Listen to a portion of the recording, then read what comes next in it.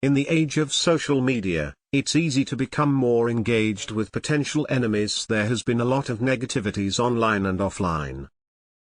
There are people who dislike us and disagree with our beliefs, but we shouldn't let that stop us from being confident in what we believe. The best way to deal with bullying is to ignore it, or at least not allow it to get under your skin. It's also worth noting that bullies suffer from mental issues, and this is what's motivating them, rather than any personal grudge. Giving some distance and keeping away from the person who bullies you can help the situation. Usually, for many of us, this advice is entirely ineffective. Fighting back is an instinctual response when faced with aggression and can be seen as a natural defense mechanism. Some people, however, may have difficulty in this area. One of the reasons for this is that everyone responds differently to being bullied. Some people are capable of fighting back politely and calmly, whereas others become anxious and upset. Why are some people better at taking criticism in any context than others? When someone is criticized unfairly, some people are able to point out the criticism and explain their side of the story. They don't allow themselves to think irrationally or go into a state of paranoia. Let's put it this way, if you want to protect yourself from external threats, you need to focus on being on your own side. And this is not as easy as it may sound for very many of us. We might not understand it, but because we've absorbed society's messages about us our entire lives, our personality may be tilted towards interpreting ourselves as unworthy, wrong and shameful.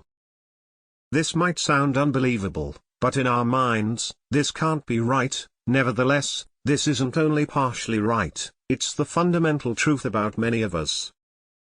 When it comes to dealing with an external threat, it's important to recognize how our own personalities will create a challenge when we encounter opposition. We should expect to find this difficult, and when we do, we are on our way to regaining our strength.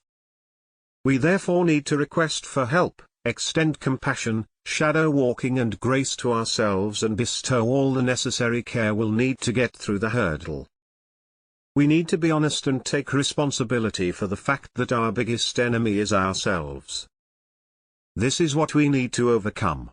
We need to ask ourselves, why does the accusation feel so true and legitimate?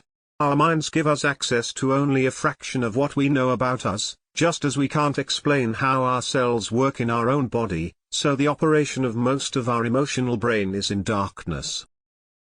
However, we'll always have that history of our self-loathing that somewhere along the line, we were not loved properly, so it became easier for us to hate ourselves.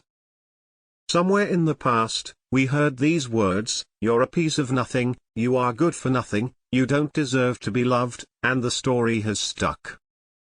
How could someone facing a self-loathing accusation that they are foolish and unintelligent, who also inside has a constant voice saying that they're an idiot, ever get the will to defend themselves? They know somewhere in their mind that they should be fighting to break free, but they can't, because inside all they are in agreement with the enemy. They absolutely align with their aggressor in their mind. This can get dangerous pretty fast if the external enemy devises ways to manipulatively work with our internal enemy. It could lead to suicidal thoughts or suicide itself. To their enemies, the defenseless are saying, "We want to kill ourselves more than you ever want to." The solution to all this is a common, frequent word we all have heard before, but which we need to put on as an armor in its life-saving perspective. Love. We need to be able to speak love to other human beings often enough and clearly enough. This includes romantic partners, friends and family, that contrary to what the enemy within is saying, we are enough though not perfect, but that we are deserving of love and the best of life. We need to focus on absorbing and genuinely absorbing the kindness of others. The problem is that people who feel they aren't loved and deserving are not very good at receiving help.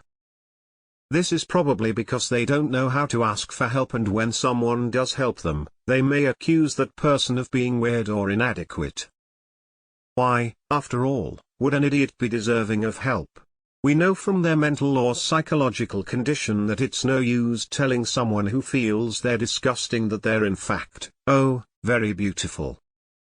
We need to help people to understand how they grew so much stronger feelings of self-hatred and show them that there's another way of thinking about oneself. We can learn about how our minds work through the way we acquire language.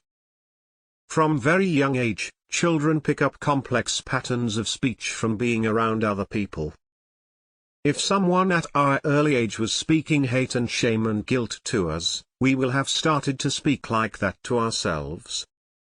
It can be tough to learn a new language as an adult, so it's especially hard for someone who is battling self-hatred. Telling someone to just change the way they feel about themselves and learn to appreciate themselves more won't be effective in changing their perspective, the same way telling a French person to just speak Swedish won't just work. It's going to take time, a lot of training and careful thinking. But if we want to think about an ambitious project for humanity teaching people to replace prejudice with love, we've been trying to do this for centuries, but we have a bad track record so far.